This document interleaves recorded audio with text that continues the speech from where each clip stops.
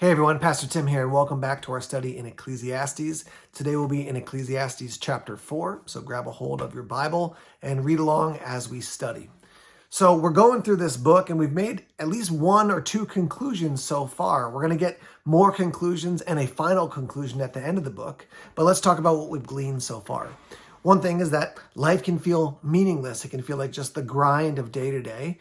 We've also learned that life can feel like something we try to grab a hold of, but it's like a mist or a vapor. It slips through our hands as we try to kind of get our hands around it and organize it and systematize it. Here's how life works. That doesn't always happen for us, and so it can feel like vapor.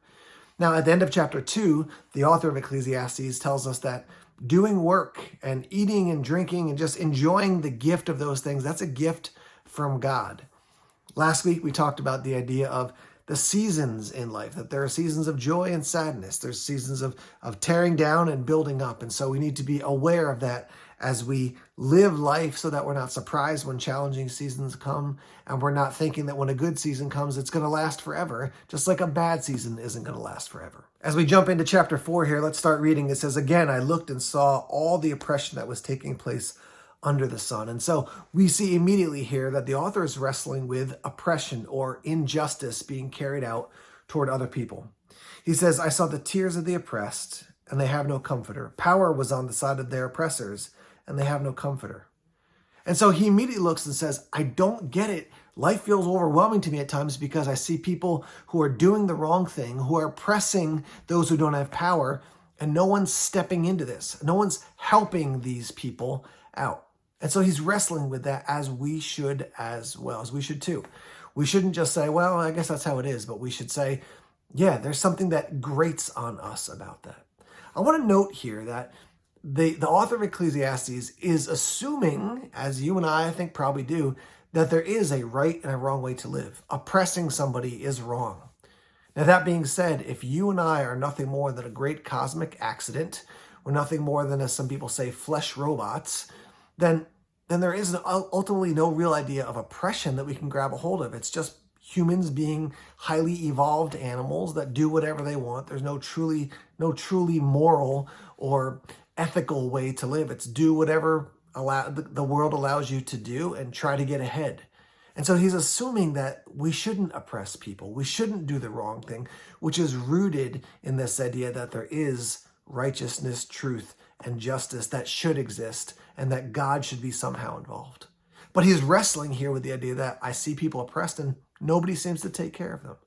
He continues on and he says, "And I declared that the dead who had already died are happier than the living who are still alive."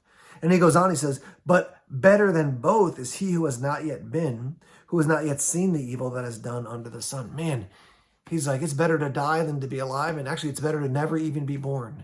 I mean, you can get the sense of meaninglessness. If you wrestle with moments of like, what is it all about? Or you know people who wrestle with that, remember, this scripture tells us that part of the human experience is to struggle with those things, and that the Bible doesn't ignore it. The Bible speaks to the brokenness of our world. Let's keep reading. Verse 4 says, "And I saw all labor and all man's achievements spring from man's envy of his neighbor. This too is meaningless, a chasing after the wind." Now, I want to wrestle with this one in particular. The call here is for us to consider what is motivating us. And the author here says, when you see somebody striving, when somebody is trying to achieve things, it's because they envy something else that their neighbor has or that their neighbor has accomplished. And so that presses us to ask the question, what is the motivation behind our labors? Whether it's the day-to-day work, whether it's some achievement that we're trying to accomplish through a ministry or a nonprofit. When we strive for things, why are we doing it? What are our motives? This book challenges us, particularly in this section, to think about what is motivating our behavior. Is it envy? Is it just because I'm competing with the people next door or the friends or family that I have?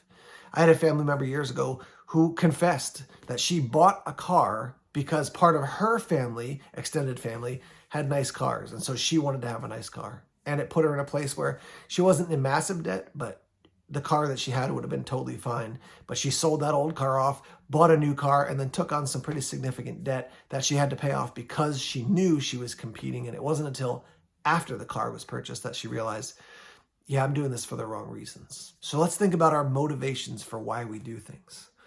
The author continues on and says, the fool folds his hands and ruins himself.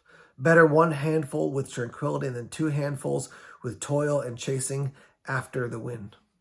Now, it's interesting here because in Proverbs, we see about the fool folding his hands and then ruin overtakes the fool because he hasn't worked, he hasn't put in the labor. And yet in Ecclesiastes, it says the fool folds his hand, he ruins himself. Yes, that's true. Better one handful with tranquility than two handfuls with toil and chasing after the wind.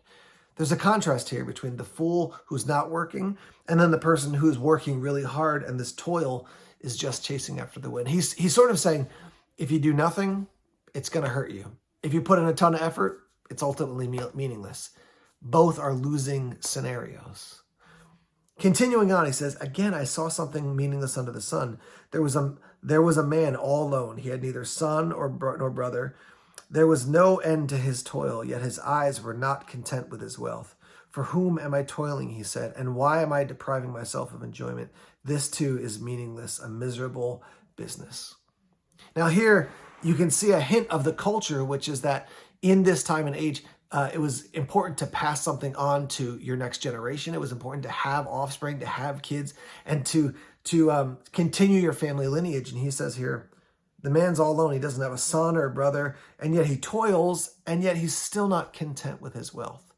Now, we can have a discussion about passing our heritage on to the next generation, but I want to focus in on this idea of not being content with wealth, not being content with what you have. He says, why am I depriving myself of enjoyment? It's like he's working so much and he's still not content. He has all this wealth, but he's still not content. I'm taking an interesting class on preaching in this new year, and the topic of idolatry has come up. And how do we preach in such a way that we help people to see the things that they're worshiping and help them to give up on following those things and instead worship and follow Jesus with all that they have? And so I want you to think about this idea that when we are toiling and we are still not content, when we have wealth and we're still not content, what is it ultimately that we're seeking? What are we looking for? Well, in this case, he's like, I want contentment, but it's not giving it to me. I want to enjoy what the fruits of my labor, and yet I'm not willing to do that. And so flip it on its head, contentment and enjoying some of the fruits of our labor are part of the gifts that God gives to us. Let me ask you a question. How do you do at being content, and how do you do at enjoying some of the fruits of your labor? It doesn't mean living extravagantly and being flippant with our money, but do you enjoy the fruits of your labor ever? Are you a content person? Think about that as we wrestle with the book of Ecclesiastes. Continuing on, he says, two are better than one because they have a good return for their work. If one falls down, his friend can help him up. But pity the man who falls and has no one to help him up. Also, if two lie down together, they will keep warm. But how can one keep warm alone? Though one may be overpowered, two can defend themselves. A cord of 3 strands is not quickly broken. And so there's a hint in this section from verses 9 down to 12 that life in partnership with others helps. It helps assuage the sense of meaningless. It helps us to see that part of the beauty of life is in relationship. Now, even in this passage, it's not addressing directly the topic of marriage, while that can be a great partnership, but it's talking about partnership in life, working with people on things, working together on a project, putting ourselves into something alongside somebody else.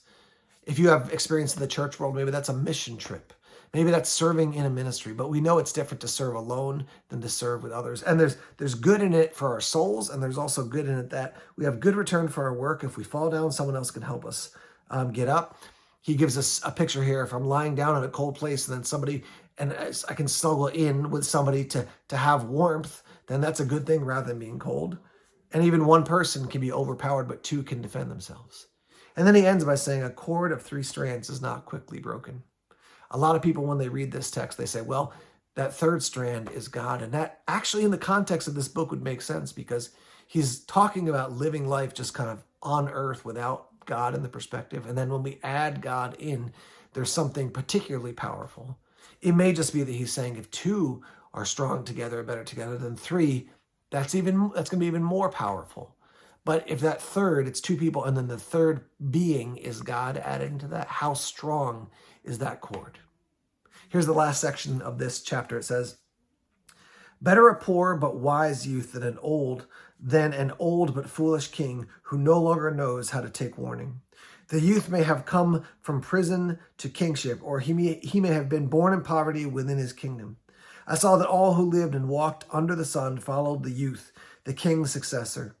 There was no end to all the people who were before them, but those who came later were not pleased with the successor. This too is meaningless, a chasing after the wind. Again, the concept is poor and wise in your youth instead of old and foolish as a king. And the idea of a king is to say rich and wealthy and affluent. So it's better to be poor and wise in your youth than it is to be old and foolish and have lots of money. Now, think about that very idea.